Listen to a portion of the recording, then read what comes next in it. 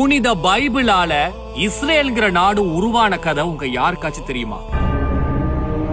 2000 வருஷமா அகதிகளா உலகம் முழுக்க சிதறி கடந்த யூதர்களுக்கு இஸ்ரேல்ங்கிற நிலப்பரப்பை கொடுத்தது புனித பைபிள். ஒரு குட்டி பிளாஷ்பேக். கிட்டத்தட்ட 2000 வருஷங்களுக்கு முதல்ல யூதர்கள் வாழ்ந்த ஜெருசலேம் பகுதியை ரோமானியர்கள் கைப்பற்றி அங்கிருந்த யூதர்களோட புனித தலங்களை சின்னங்கள் எல்லாம் அழிக்கிறாங்க. அது மட்டும் இல்லாம யூதர்களை அந்த நாட்டில இருந்து விரட்டி அடிக்கிறாங்க.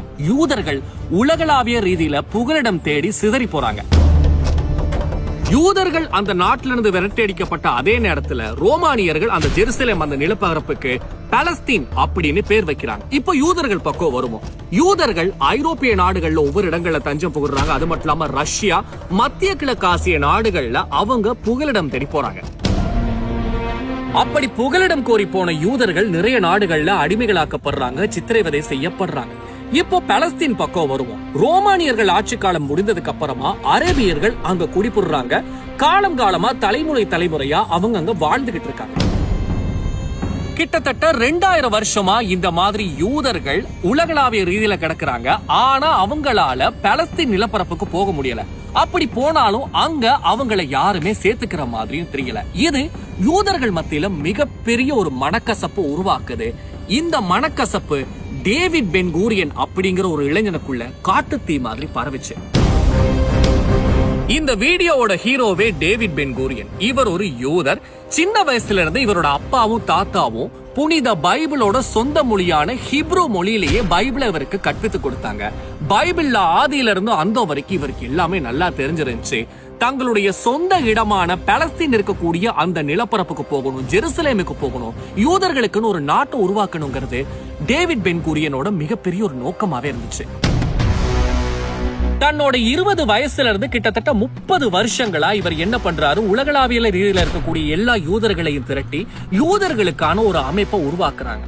இப்போ அவர் பிரித்தானியர்கள் கிட்ட ஒரு விஷயத்தை கேட்க போறாங்க.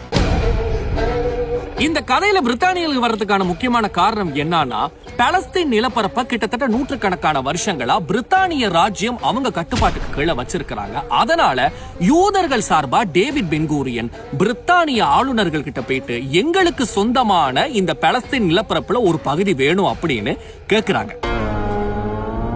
டேவிட் பென் கூரியன் யூதர்களுக்கான நிலமா பாலஸ்தீனோட ஒரு பகுதி வேணும்னு கேட்டதுக்கு பிரித்தானிய ஆளுநர்கள் நகைச்சுவையா சிரிச்சு ஏளனமா என்ன பண்ணாங்களாம், ஒரு கேள்வி கேட்டாங்களாம்.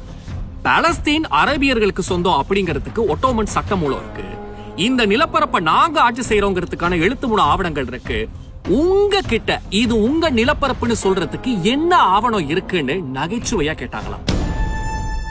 அப்படி கேட்டதும் கொஞ்சம் கூட யோசிக்காம டேவிட் பென் கூரியன் தாங்கிட்ட இருந்த ஹிப்ரு மொழியில எழுதப்பட்ட புனித பைபிளை மேசையில வச்சு, இதுதான் எங்களுடைய அடையாளம், ஆதாரம். நாங்க இந்த நிலப்பரப்பை சேர்ந்தவங்கிறதுக்கான எல்லா ஆதாரமும் இதுலதான் இருக்கு. எங்க நிலம் இதுதான் அப்படிங்கிற ஆதாரம் முதற்கொண்டு நாங்க இங்கதான் எங்க முன்னோர்கள் வாழ்ந்தார்கள்ங்கிற எல்லாமே இந்த பைபிள்ல தான் இருக்கு அப்படின்னு தைரியமா சொன்னாராம். இதை கேட்ட பிரித்தானிய ஆளுநர்கள் அதிர்ந்து போனாங்க. அது மட்டும் இல்லாம புனித பைபிள் மேல அவங்களுக்கு இருந்த அதீத பற்று, அது மட்டும் இல்லாம ஒரு மரியாதையின் காரணமாக அவங்களால அதுக்கு மேல எந்த வார்த்தையுமே பேச முடியல. இந்த பேச்சுவார்த்தை நடந்தது 1937.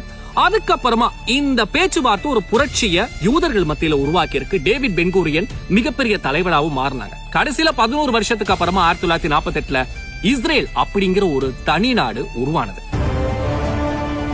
அதனுடைய முதல் பிரதமராகவும் டேவிட் பென் கூரியன் மாறினாங்க. இஸ்ரேல் அப்படிங்கிற ஒரு தனி நாடு யூதர்களுக்கான ஒரு நாடா உருவானதுக்கான முக்கியமான காரணமா டேவிட் பென் கூரியன் 1937 பிரித்தானிய ஆளுநர்கள் கிட்ட ஏற்பட்ட வாக்குவாதத்துல அவர் காட்டிய புனித பைபிள் அப்படிங்கிறது மிகப்பெரிய அத்தாட்சியா மாறியது. மற்ற எல்லா நாடுகளும் சுதந்திரம் வாங்குறதுக்கு எப்படின்னா அவங்களுக்கு ஒரு சான்று இருக்கும், அவங்களுக்கான ஒரு புரட்சி இருக்கும். ஆனா இஸ்ரேல் அப்படிங்கிற நாடு உருவானதுக்கான மெயின் ரீசன் ஹிப்ரு மொழியில எழுதப்பட்ட புனித பைபிள்னா அதுல எந்த விதமான மாற்று கருத்தும் இல்லை.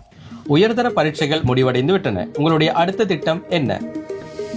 தேசிய மற்றும் சர்வதேச ரீதியில் நிதி மற்றும் கணக்கீட்டில் தொழில்சார் தகுதியொன்றினை பெற்றுக்கொள்ள இன்றைய AAT-உடன் இணையுங்கள். 2026 ஜூலை பரீட்சைகளுக்கான மாணவர் பதிவுகள் தற்பொழுது ஆரம்பிக்கப்பட்டுள்ளன. எனவே மார்ச் 10ஆம் தேதிக்கு முன்னர் உங்களுடைய மாணவர் பதிவினை பூர்த்தி செய்து எங்களுடன் இணைந்து கொள்ளுங்கள்.